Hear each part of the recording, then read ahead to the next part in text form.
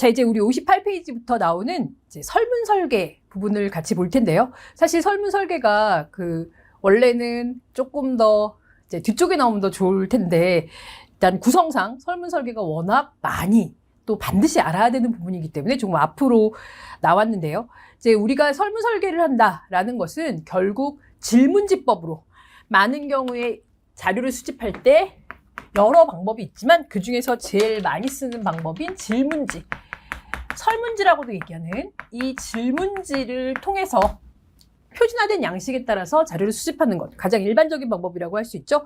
표준화된 절차, 표준화된 양식, 표준화된 도구라고도 얘기합니다. 설문지는 일종의 도구예요. 측정 도구라고도 할 수 있어요.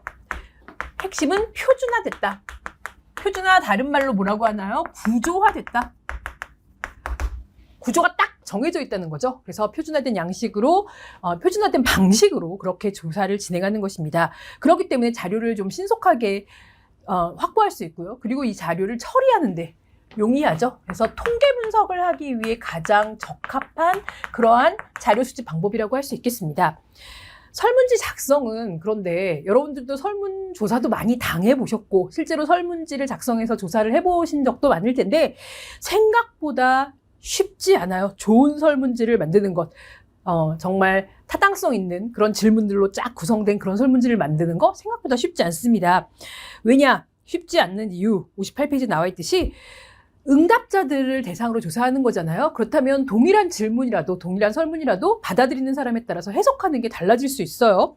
그리고 두 번째, 질문 용어의 어떤 미세한 차이, 우리가 보통 워딩이라고 얘기하는데 그 워딩 한마디에 조금 받아들이는 거나 해석이 달라질 수도 있는, 그렇기 때문에 가장 적절한, 그리고 모든 응답자들이 다 공통적으로 받아들일 수 있는 그러한 용어를 선택해야 됩니다. 세 번째는 질문 순서. 그러니까 어쨌든 설문지는 순서가 있는데 그 순서를 어떻게 할 것인가. 그래서 질문 순서에 대해서 굉장히 시험 문제도 많이 나오고 있습니다. 어떤 것이 가장 바람직한 질문 순서인가. 사실 정답은 없어요. 그러나 이렇게 일반적으로 한다라는 것을 기억하면 좋겠습니다.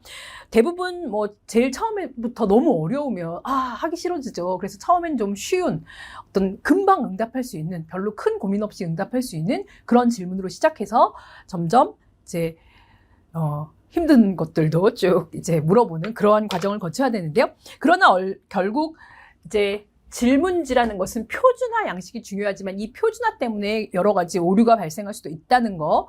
왜냐하면 모든 사람한테 똑같은 형식으로 질문을 하는데 사람마다 받아들이는 게 달라질 수도 있고, 또한 59페이지에 보듯이 오류 발생 가능성 중에서 보면 기억을 못하는 경우도 있고, 어쨌든 우리는 조사 대상자, 응답자들로부터 질문지를 통해서 정보를 얻어야 되는 상황이잖아요. 그렇다면 응답자가 기억을 못하는 경우도 있어요.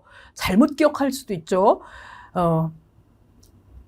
또 응답자가 동기부여 때문에, 예를 들면 사실과 다르게 자신의 이미지라든지 이런 것들 때문에 좀 실제와 다른 응답을 하는 경우가 많습니다. 설문지 자체에는 되게 좋다라고 했는데 사실 굉장히 불만이 있는 사람일 수도 있고요.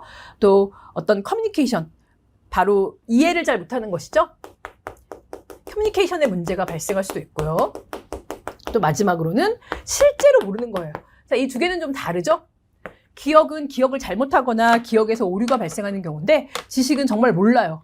그래서 이게 과연 조사 대상자들로부터 얻을 수 있는 정보인가 하는 것들도 설문 문항을 구성할 때 매우 중요합니다. 그래서 질문지 작성의 9단계라고 얘기했는데 단계별로 한다기보다는 질문지는 이런 식으로 작성을 하는구나, 그리고 무엇이 중요하다라는 것을 기억하시면 좋겠습니다. 제일 처음에 시작해야 될 것은 내가 질문지로 어떤 정보를 필요로 하는가, 내가 획득하고자 하는 정보가 무엇인가 하는 그 정보들을 쭉 나열하는 거예요. 그래서 처음부터 막 설문지로 구성하는 것이 아니라 내가 필요한 정보들을 쭉 나열을 하는데요. 그래서 내가 필요한 정보를 구체적인 목록, 목적 진술서 이렇게 하는데 그냥 정말 쭉 하는 거죠. 어떤 게 필요한지 쭉. 예를 들어서 소비자의 어떤 광고 효과를 조사한다. 그렇다면 이 소비자가 평소에 어떻게 구매하고 행동하는지부터 해서 광고를 받는지, 그리고 그 광고를 봤을 때 어떤지, 광고가 구매까지 이어졌는지 이런 걸 쭉 내가 필요한 정보를 나열하는 겁니다. 자, 두 번째는 질문지의 유형을 결정하는데요. 이 질문지의 유형을 결정하는 것은 뒤에 나오게 될 커뮤니케이션 방법, 그러니까 조사 방법이라고 얘기할 수도 있는데, 내가 커뮤니케이션을 어떤 방법으로 할 것인가 라는 것이 질문지 유형을 결정하는 데 큰 아주 중요한 변수가 됩니다. 왜냐하면 우리가 뒤에서 구체적으로 얘기하게 될 대인 면접 조사, 1대1로 이렇게 면접해서 조사할 것인가, 아니면 뭐 우편으로 조사할 것인가, 이메일, 온라인으로 할 것인가, 혹은 전화 조사를 할 것인가, 이런 것들의 조사 방법들이 있는데, 그런 것들에 따라서 질문지 유형이 달라져야 됩니다. 실제로 전화조사 같은 경우는 보이지가 않잖아요. 요즘 뭐 보이는 전화 이런 거 이용하기도 하는데, 어쨌든 전화로 뭐 ARS로 물어보는 거다. 그렇다면 되게 질문이 간단해야 되고, 또 뭔가 보이거나 이러면 안 되고, 이런 것들이 많죠. 그래서 내가 자료를 수집하는 커뮤니케이션 수단이 무엇인가에 따라서 질문지 유형이 결정됩니다. 자, 이제 세 번째 단계로 갑니다. 세 번째 단계가 실제로 세 번째 단계부터 고민을 많이 해야 되는 단계인데요. 자, 세 번째 단계에서는 바로 개별 문항들을 결정하는 겁니다. 내가 각각의 문항을 어떻게 설정할 것인가, 질문 문항을 도대체 몇 개로 할 것인가. 사실 개별 문항의 길이에 따라서, 설문지의 길이에 따라서 조사 비용까지 달라지거든요. 그래서 개별 문항을 어떻게 구성할 것인가 라는 것들이 정해져야 되는데요. 각각의 문항이 필요한가, 우리 앞에서도 잠깐 얘기했듯이 이걸 질문해서 과연 조사 대상자한테 응답을 받을 수 있는 것인가, 아니면 우리가 그냥 다른 자료를 찾는 게 차라리 나은가, 뭐 이런 것도 고민해야 돼요. 그래서 반드시 필요한가? 이 질문 해야 돼? 라는 거 필요 없으면, 또 중복되거나 혹은 답을 얻을 수 없을 것 같으면 과감하게 없애는 것도 굉장히 중요하죠. 그리고 정보를 얻어서 실제로 사용할 것인가, 뭐 이런 것들도 고민을 해야 되죠. 자, 그 다음에 바로 두 번째, 뭐 같은 얘기일 수 있는데요. 응답자가 응답 가능하냐?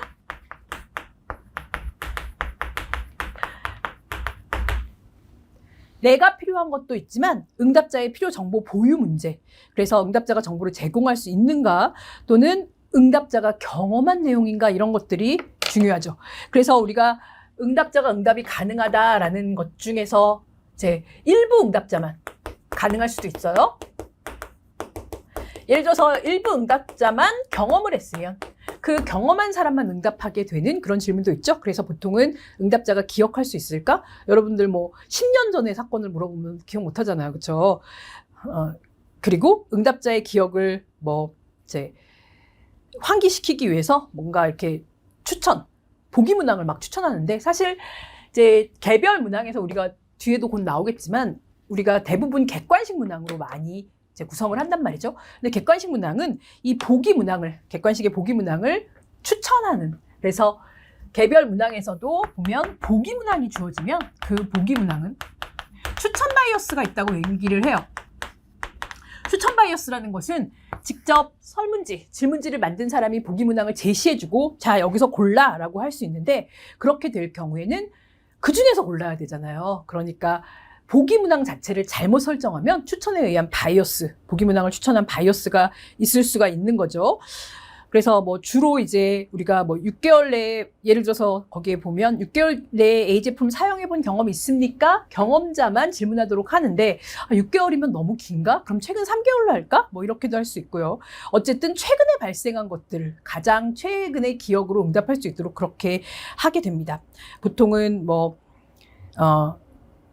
어떤 기억을 할 수 있는 단서를 제공해서 뭐 회상보조법 이런 것도 하게 하는데, 이런 경우는 필요할 때, 이거는 뭔가 보기를 줘야겠다, 이거는 너 이거 알아? 라고 할 때 보기를 주거나 혹은 보기를 안 주거나, 뭐 이런 여러 가지 것들은 전부 다 이제 조사하는 사람이 의사결정을 해야 되는 부분이고요.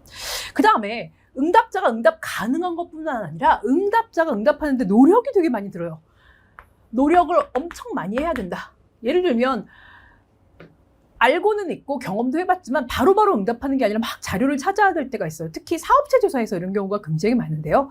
사업체 조사에서는 매출액이라든지 뭐 종사자 수 이런 것들은 그냥 대략 다들 응답하는 게 크게 어렵지 않은데, 뭐 재무정보 중에서 막 되게 복잡한 것들 있잖아요. 찾아보지 않으면 절대 외우고 있지 못하는 거, 뭐 유동자산 비율 뭐 이런 거, 막 그런 것들은 다 찾아봐야 된단 말이죠. 그래서 실제로 내가 이 정보를 바로바로 응답하는 게 아니라 막 찾는데 시간이 많이 걸린다든지 이런 것들은 대부분 응답하지 않으려고 하는 경향이 있어요. 그래서 우리가 질문지를 만들 때 내가 필요한 정보라고 해도, 내가 굉장히 이 정보가 필요하다고 해도 실제로 조사 대상자로부터 이것을 받아야 되기 때문에 조사 대상자가 과연 제대로 응답할 수 있는가 하는 것도 매우 중요한 것입니다. 심지어 노력을 해야 되는 부분뿐만 아니라 정보를 제공하기 싫어하는 경우도 있어요. 61페이지에 가보면 질문의 답을 알고 있어요. 그럼에도 불구하고 자신의 답을 표현하는 걸 좀 꺼려하는 경우가 있죠. 제일 그런 게 뭐 금전 문제, 뭐 너 소득이 얼마야? 너네 집에 뭐 대출이 얼마 있어? 뭐 이런 것들 별로 안 좋아하죠. 뭐 종교 문제, 뭐 이런 것들, 정치 신념, 뭐 지금 뭐 가족 간의 관계, 뭐 이런 거 별로 안 좋아하죠. 그래서 응답하지 않으려고 하는 그런 좀 꺼리는 문제들은 보통 이제 별로 문제가 없는 것에 살짝 끼워 넣거나 아니면 응답자들이 회피하는 그 질문이 좀 비정상이 아니라는 거. 뭐 예를 들어서 중학생한테 요즘 중학생은 괜찮으려나? 뭐 흡연하냐? 뭐 이런 걸 물어보는데 사실 중학생들의 흡연율이 흡연 경험률이 40%란다. 근데 너도 뭐 흡연 경험 있니? 뭐 이런 식으로 그냥 이것은 자연스러운 거다, 일반적인 거다, 이렇게 할 수도 있고요. 행위 주체를 요즘 뭐 주변 사람들이 뭐 이렇게 할 수도 있고, 사실 좋은 방법은 아닙니다. 그런데 어떤 객관식으로 하거나 아니면 중간으로 시작해서 더 커? 이거보다 더 작아? 뭐 이런 식으로 소득은 우리나라 평균 성인의 월 평균 소득은 400만 원이라고 한다. 400보다 더 높아? 낮아? 뭐 이런 식으로 질문해 나가는 방법들 등이 있습니다. 자, 그 다음에 결정해야 될 것은 내가 필요한 질문이 몇 개인가 하는 질문의 수인데요. 시험 문제 아주 자주 나옵니다. 자, 개별 문항 하나하나를 결정하는 데 있는 것이 바로 질문의 수입니다. 이게 한 개로 되나? 많은 경우에 하나의 질문에 몰아넣으려고 하는 경향이 있는데 반드시 원칙은 하나의 질문에는 하나의 답만 할 수 있는 그러한 한 가지 질문만 해라가 원칙입니다. 그래서 시험 문제도 종종 나오는데요. 다음 질문 중에서 적절하지 않은 것은, 이럴 때 과연 이게 한 질문으로 가능한가? 예를 들어서 지금 우리가 가장 실수 많이 하는 게 뭐냐면 이 제품 왜 샀어? 라고 얘기할 때 사실은 제품의 속성 때문에 산 경우가 있고 제품을 알게 돼서 산 경우가 있어요. 그거를 보통 한 질문에 많이 넣는데 제품을 인지하게 된 경로와 이 제품을 최종적으로 선택한 어떤 그 속성, 제품의 기능이나 디자인이나 색깔이나 이런 것들, 그렇게 구별해서 질문하는 게 더 좋은 방법이다라고 얘기를 합니다. 그리고 예를 들어 만족도 질문 같은 경우에 실수 되게 많이 하는데요. 어떤 식당에 갔다. 그렇다면 그 식당에 대해서 만족한다 할 때 식당의 분위기와 맛에는 만족하셨습니까? 이렇게 한 질문으로 하면 안 된다는 거죠. 식당 분위기의 만족도, 식당 맛에 대한 만족도 각각 따로 질문해야 된다는 겁니다. 자, 이제 4단계입니다. 이렇게 내가 개별 문항 하나하나를 했다면 이 개별 문항의 질문 유형을 선택해야 됩니다. 자, 질문 유형이라는 건 쉽게 얘기하면 주관식으로 질문할까, 객관식으로 질문할까입니다. 당연히 객관식으로 질문하는 게 나중을 위해서 좋지만 아까도 얘기했듯이 객관식으로 질문하면 내가 보기를 다 만들어야 돼요. 보기 만드는 게 어렵지 않은 경우도 있지만 이런 건 안 어렵죠. 당신의 성별은 뭐예요? 남녀. 사는 지역은 어디입니까? 이런 거 보기 만드는 거 하나도 안 어려운데, 어떤, 아이디어라든지, 어떤 의견, 불만 사항은 무엇입니까? 이런 것들은 전부 다 보기 문항으로 만들려면 내가 만든 보기 문항이 다 포함하지 못할 수도 있어요. 그래서 어쨌든 주관식이냐, 객관식이냐로 크게 나눠지는데, 주관식 질문은 사실은 지금 보면은 자유응답식 질문, 개방형 질문이라고 얘기하는데 당연히 주관식은 개방형 질문이고요. 객관식은 폐쇄형 질문인 건 맞습니다. 그런데 주관식 중에서도 응답이 쉬운 경우가 있어요. 단답식 주관. 이건 쉬워요. 근데 문제는 서술형 주관이 어렵죠. 얘가 나를 힘들게 하죠. 서술형이. 자, 주관식 질문은 자유응답을 하게 하는데 개방형 질문이라고 하는데 주관식 질문에서는 응답자의 판단으로 자유롭게 응답을 할 수 있게 하는 방식이고요. 가장 큰 장점은 응답자들이 자기 언어로 뭔가 답을 쓴다는 거예요. 그런데 응답자들이 싫어하죠. 주관식 많으면 여러분들도 싫잖아요. 그죠? 응답하는 사람은 싫어해요. 그래서 가장 큰 장점은 응답자들이 자유롭게 응답할 수 있는 거지만, 이제 실제로 주관식에서는 여러 가지 조사할 때 쉽지 않은 부분이 있는데, 기본적으로 우리가 설문조사를 할 때 자기 기입식이 있고 자계식이라고도 표현하는데요. 자기가 직접 쓰는 거예요. 조사 대상자가 직접 설문지를 받아서 자기가 막 기입하는 거예요. 그런데 타계식이라고 표현하는 면접원, 조사원이 질문하고 조사원이 응답하면 그거를 조사원이 직접 기입하는 경우가 있어요. 그런데 주관식 같은 경우에는 조사원이 기입하기에 시간이 너무 적죠. 계속 조사원이 기입할 동안 응답자 기다리라고 할 수도 없어요. 그렇죠? 그래서 서술형이 많을 때는 자기 기입식이 아닌 조사원이 기입하는 설문에서는 오기 막 대충 막 적어서 조사원도 나중에 그게 무슨 글자인지 모르기 때문에 보통 녹취나 이런 거를 같이 하게 됩니다. 그래서 자기 기입식 설문이 아닐 때는 조사자가 속기로 기록하거나 요약이 필요한데 거기서 이제 오류가 발생할 수 있다. 사실 설문지의 첫 번째 질문을 주관식으로 하는 경우가 많은데 서술형 아니고요. 단답식, 주관식으로 하는 경우가 많습니다. 제일 대표적인 것이 우리가 탑 오브 마인드라고 표현을 하는데요. TOM 질문이라고 하는데, 탑 오브 마인드는 최초 상기도입니다. 뭘 딱 물어봤을 때 머릿속에 탁 처음 떠오르는 거, 이런 것들이 보통 제일 처음에 질문 많이 합니다. 그래서 뭐 가장 좋아하는 색깔은 뭐예요? 그럼 딱 대답할 수 있잖아요. 그러면 그리고 어떤 이미지, 어떤 제품이랑 무슨 이미지가 떠오르세요? 탁 튀어나올 수 있는 거, 이런 것들을 탑 오브 마인드를 최초 상기도로 많이 질문하게 되고요. 사실 뭐 인지도 같은 경우에는 탑 오브 마인드를 포함해서 비보조 인지도와 보조 인지도로 나누는데, 이렇게 비보조 인지도, 탑 오브 마인드뿐만 아니라 그 외에 뭐 생각나는 것들 자유롭게 얘기해 주세요. 이거는 도와주지 않고 그냥 자유롭게 응답하라 그래서 비보조 인지도라고 하고, 보조 인지도는 보여주고, 보기 문항을 보여주고 선택하라고 합니다. 아까 앞에서 잠깐 말했던 것처럼 추천을 해주는 거죠. 자, 떠올려봐. 이 중에서 네가 아는 거 있어? 다 선택해봐. 이렇게 보조 인지도를 주기도 합니다. 어쨌든 첫 번째 질문을 주관식으로 하면 응답자에게 좀 이 조사가 어떤 뭐에 관한 조사구나라는 걸 딱 알 수 있게 하고, 전반적인 어떤 응답자의 태도도 파악할 수 있고, 그다음에 뭐 구체적인 질문이 이제 쭉 진행 가능하도록 그렇게 하는 효과도 있습니다.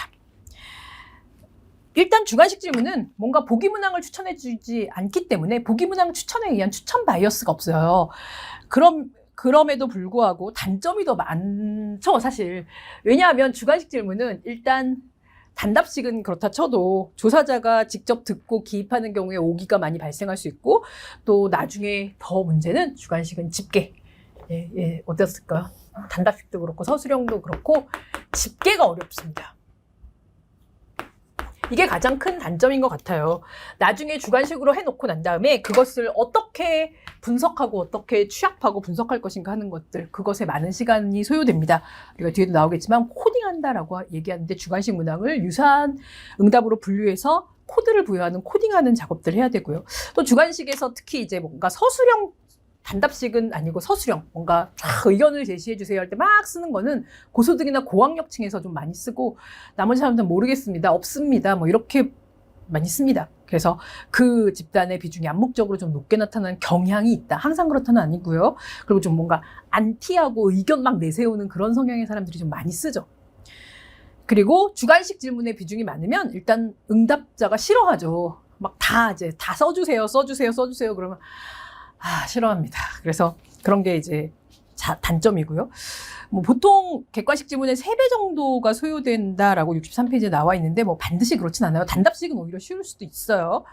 그리고 좀 의미 있는 내용들, 뭐 우리가 생각하지 못했던 소비자의 뭐 아이디어라든지 이런 것들을 좀 포착할 수 있고, 반복적 응답이 좀 적게 나오고, 그러나 지금 보면은 사실에 대해서 뭐 쓰라 그러면 조금 이제 잘못 쓰는 경우가 많고요. 그러나 사실에 대해서는 표현을 많이 하지만 뭐 태도에 대해서는 좀 적게 하는 경향이 있고, 뭐 이런 경향이 있다라고 하는데, 어쨌든 여러분들이 시험 문제라든지 뭔가 설문지를 받았다고 생각해 보세요. 주관식이 많으면 짜증나죠, 그렇죠? 뭔가 써야 되잖아요. 근데 또 성향상 쓰는 거 되게 좋아하는 사람도 있어요. 근데 나중에 그것을 가지고 집계하는 것도 굉장히 시간이 많이 걸린다라고 생각하시면 되죠. 그러나 어쨌든 조사 대상자의 언어로 직접 다양한 의견을 들을 수 있다가 장점, 그 정도만 기억하시면 됩니다. 자, 이제 반대로 객관식 질문. 객관식 질문은 폐쇄형 질문이라고 하고 응답자들이 선택할 수 있는 보기 문항을 제시해 주죠. 그래서 보기 문항을 만들어내는 게 쉽지 않아요. 그래서 객관식 질문에서는 답안의 수, 우리가 객관식의 보기 문항이라고도 얘기하고 답안이라고 표현해도 좋아요. 보기 문항 몇 개로 할 것인가? 너무 많으면 다 읽어보지도 않아요. 그리고 너무 많으면 이제 불러주는 조사, 전화조사 같은 경우에서는 자, 보기 문항 불러드릴게요. 1번 뭐, 2번 뭐, 3번 뭐, 막 10번까지 막 가버리면 그냥 대충 3번이야, 3번이야 이렇게 얘기를 하게 되죠. 그리고 이제 보기 문항 같은 경우 다 제시할 수가 없어요. 그래서 마지막에 이제 기타에 응답하는 경우가 뭐 많으면 많을수록 우리가 보기 문항을 잘 못 만든 거죠. 보기 문항은 될 수 있는 다 제시해줘야 되는데. 그리고 보기 문항 같은 경우에는 63페이지 맨 마지막에 보면 보기로 제시한 답안 중에서 응답자가 몇 개, 단답식으로 하나만 선택하는 경우도 있어요. 그런데 그 중에서 예를 들어서 여러 개를 선택해야 되는 경우도 있거든요. 그래서 내가 보기 문항이 주어지면 그 보기 문항에서 하나만 선택하는 경우도 있지만 다수. 근데 이 다수도 뭐 1, 2순위, 순위를 선택하게 되는 경우도 있고 순위 없이 그냥 2개, 순위 없이 3개, 혹은 모두 다, 모두, 해당하는 거 모두 여러 가지 방법들이 있어요. 그래서 뭐 예를 들어서 보기 문항 중에서 다음 중 당신이 해외여행을 가본 나라는? 그래서 쭈루룩 나열해줘요. 그러면 모두 다 선택해야 되잖아요. 그러나 다음 중 뭐 A라는 제품을 구매한 이유는 가장 중요한 거 2가지만 선택해주세요. 혹은 가장 중요한 거 1순위, 2순위를 선택해 주세요. 이렇게 몇 개를 선택해야 되는지 하는 것들을 제시해 주어야 합니다. 자, 또한 보기 문항 중에서 뭔가 64페이지로 가보면 소득 수준, 사용 빈도 이렇게 특정한 범주를 표현해야 되는 경우가 있어요. 그럴 때는 모든 범주를 다 보기 문항으로 제시해 줘야 돼요. 어떤 얘기냐면 아주 쉬운 예를 들어볼까요? 너네는 지금 가구 원수가 몇 명이야? 가구 원수, 가구에 사는 가구 원수. 그러면 이거를 사실은 객관식보다는 주관식이 더 좋은 문항이죠. 그러나 만약에 객관식으로 한다면 1명, 2명, 3명, 4명, 5명 이렇게만 보기 문항을 해놨다. 그럼 문제가 뭐죠? 5명보다 더 큰 6명 이상, 뭐 할아버지 할머니 뭐 아이가 여러 명일 수도 있잖아요. 그런 경우가 문제라는 거죠. 그래서 모든 범주를 다 객관식으로 표현해 줘야 된다. 뭐 소득 수준, 사용 빈도 이런 것들. 그리고 응답 범주 간에 중복이 겹치면 안 돼요. 그래서 뭐 200만 원 미만, 200 이상 300만 원 미만 뭐 이런 식으로 어느 한쪽에만 들어갈 수 있도록. 자, 객관식 질문은 어쨌든 조사원의 이 잘못 적을 그런 위험이 없고, 그 다음에 일단 응답이 쉽고, 얼마나 장점이 많아요. 그렇죠? 그냥 아무거나 찍으면 되죠. 그리고 자료 처리가 용이하죠. 나중에 자료를 처리할 때 용이합니다. 하지만 단점들도 있어요. 일단 가장 힘든 거는 추천에 의한 바이어스가 나온다는 거. 그래서 추천에 의한 바이어스가 제일 어렵고, 그 다음에 순서에 대한 바이어스도 있어요. 답안 배열 순서 바이어스. 그러니까 답안을 어떻게 배열하느냐에 따라서 그 답안의 질문 순서의 효과도 있거든요. 예를 들어서 뭐 가구 원수 몇 명이냐 이런 것들은 우리 집 4식구야? 이런 것들은 순서를 바꾸면 안 되죠. 이거는 딱 범주는 적은 것부터 많은 것까지 쫙 이렇게 순서가 있어요. 그런 게 아니라 뭐 아이디어에 대한 질문. 예를 들어서 어떤 것에 대해서 어떻게 생각하냐라든지 아니면 어떤 이유, 뭐 이것을 왜 선택했냐? 뭐 왜 싫어하냐? 뭐 이런 이유들은 쭉 보기 문항을 나열하는데 그 순서에 따라서 영향을 받죠. 끝에까지 잘 안 읽어봐요. 앞에 부분을 주로 읽고 앞쪽에서 응답을 하는 경우가 많단 말이죠. 그래서 온라인 설문 같은 데서는 이 보기 문항을 로테이션을 합니다. 순서를 로테이션 해도 되는 데는 로테이션을 하게 됩니다. 그리고 응답자가 어쨌든 충분히 그 의견이 반영되지 못하고 보기 문항 중에서 골라야 되는 그런 문제점이 있죠. 그리고 또 하나 문제점 중에 하나가 뭐냐면 답안이 수치로 되어 있는 경우, 여러분들이 많이 보셨을 거예요. 뒤에 곧 나오겠지만 이렇게 5점 척도라고 보통 얘기하거든요. 자, 5점 중에 평가해주세요. 그렇다면 여기에 몰려요. 3에 제일 많이 몰리죠. 3이 제일 많아요. 근데 3은 이게 보통이거든요. 일로 가면은 뭐 부정, 이쪽으로 가면 긍정, 뭐 이런 문항인데, 3은 참 보통인 경우가 많아요. 그래서 3이 많이 나온다는 것은 응답자들이 좋지도 싫지도 않다. 그래서 사실은 참 쉽지 않아요. 그래서 중간값이 너무 많이, 특히 이제, 우리나라 사람들의 성향상 아주 좋다, 아주 나쁘다, 이거보다는 그냥 중간, 뭐 적당하다, 뭐 이 정도를 많이 쓰기 때문에 그런 문제점들이 있습니다. 자, 객관식 질문의 다양한 형태들이 나오는데, 객관식 질문은 뒤에도 바로 나오겠지만, 가장 객관식 질문 중에서 쉬운 거, 바로 찬반형. 우리가 이것을 이분식 질문이라고 해요. 그러니까 말 그대로 yes, no예요. 너 이거 해봤어? 네, 아니요. 그런데 찬반형 질문 같은 경우는 두 가지 상황, 딱 반대되는 상황인데 뒤에 이분식 질문에서 다시 한번 나오겠지만, 반드시 두 가지 상황 이외엔 다른 응답이 안 나올 때만 이분식 질문으로 쓰는 게 좋아요. 뒤에 다시 한번 얘기할게요.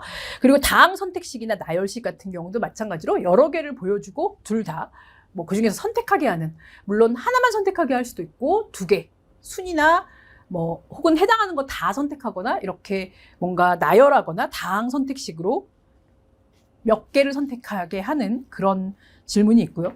그다음에 방금 보여드린 평정식 질문, 바로 우리가 레이팅이라고 하는데요. 이와 같이 평정식 질문은 리커트 척도처럼 강도가 다른, 제일 뭐 부정부터 제일 긍정까지라든지 이렇게 응답의 강도를 달리해서 서열화된 범주에서 선택하게 하는 그러한 뭐 척도형 질문인데요. 가장 많이 쓰는 평정식 질문, 정말 많이 쓰죠. 그리고 이러한 평정식 질문이 유사하게 보기 문항이 똑같이 이제 적용할 수 있다면 그것을 행렬식 질문으로, 질문 형태가 동일해서 여러 개의 질문들을 행렬처럼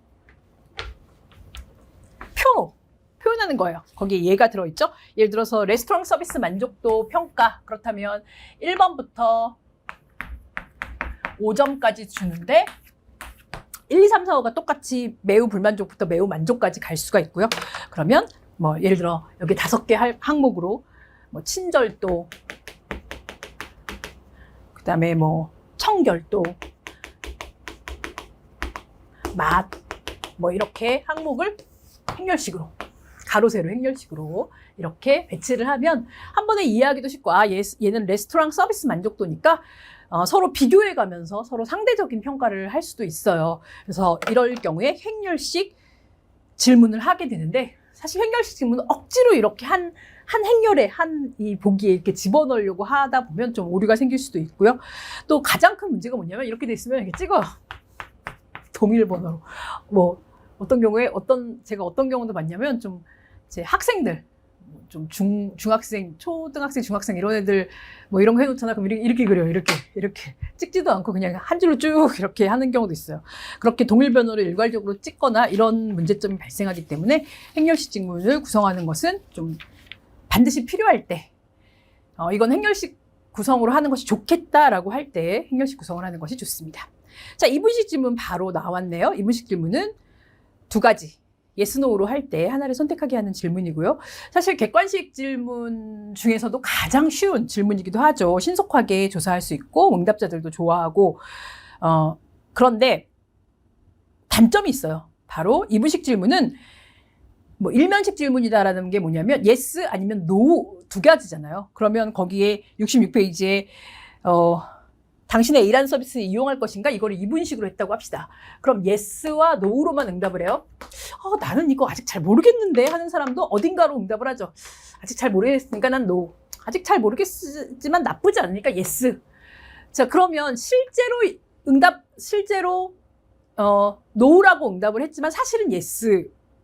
결국은 이용할 사람도 있고, yes라고 응답했지만 사실은 no라고 결국은 이용 안 하는 사람도 있어요. 그래서 뭐 예, 아니요 답변은 정보가 증가되거나 확실하지 않은 경우에 감소되는 평균, 이게 뭐냐면 조사 결과로는 yes가 40% 나왔는데 실제 사용자는 45%일 수도 있어요. 그렇다면 정보가 감소가 된 거죠. 그 다음에 실제로 조사 결과에서는 50%가 나왔는데 그다음 정말 사용자는 뭐 40%밖에 안 돼요. 그렇다면 실제 조사 결과가 정보가 증가돼 버린 거죠. yes, no밖에 조사를 안 해서 그래요. 그래서 이분식 질문 보완할 때는 반드시 yes, no 이외에 다른 답이 안 나올 때만 저는 이분식 질문을 써라라고 늘 얘기를 하는데 그렇지 않은 경우도 있거든요. yes, no. 그런데 잘 모르겠다. 생각이 안 난다. 뭐 이런 것들을 보완한다든지 뭐 불확실한 상황들이 있다면 그것을 보완하는 방법. 그래서 yes, no. 기억이 잘 안 난다. 뭐 이런 거. 사실 뭐 10년 이 광고를 본 것 같으냐라고 하면 yes 아니면 no잖아요. 근데 봤는지 안 봤는지 잘 모르겠는 사람도 분명히 있어요. 그럴 경우를 대비해서 잘 모르겠다라는 것들을 하나 넣어주면 좋습니다. 그러나 언제나 yes, no는 네, 아니요로만 대답하는, 지금 이 서비스를 쓸 것인가 라고 할 때는 아직 잘 모르잖아요. 그럼 네, 아니요, 잘 모르겠다 보다는 평정식 질문처럼 전혀 안 쓸 것 같다, 뭐 안 쓸 것 같다, 뭐 잘 모르겠다, 또는 뭐 그냥 반반이다, 그다음에 쓸 것 같다, 반드시 쓰겠다, 뭐 이런 식으로 평정식 질문으로 가는 것이 더 좋습니다. 그래서 문항 하나하나를 구성할 때도 객관식을 할까, 주관식을 할까, 객관식을 한다면 몇 개를 선택하는 걸로 할까, 순위로 할까, 해당하는 거 다 할까, 이런 것들을 전부 다 조사자가 설문지를 만들 때 개별 문항 하나하나에 대해서 그렇게 설정을 해야 돼서, 다시 한번 얘기하지만 설문지 만드는 건 쉽지 않습니다. 자, 그러면 이제 5단계로 질문 용어를 결정할 텐데요. 조금 쉬고 질문 용어 결정 들어가 보도록 하겠습니다.